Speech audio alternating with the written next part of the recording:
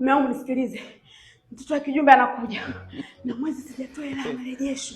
Naomba akija mwambie sipo. Sawa. Hodi. Karibu. Pita ndani.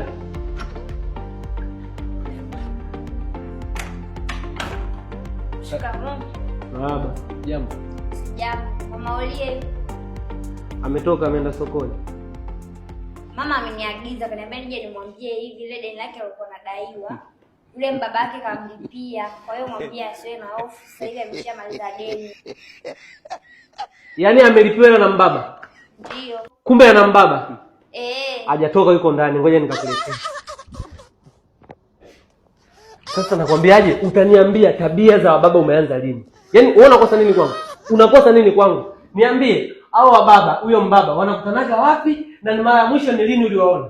Hakuna mbaba wala nini. Mama kaniagiza hela yake. Kwa hiyo mimi nipeni hela na nyumbani.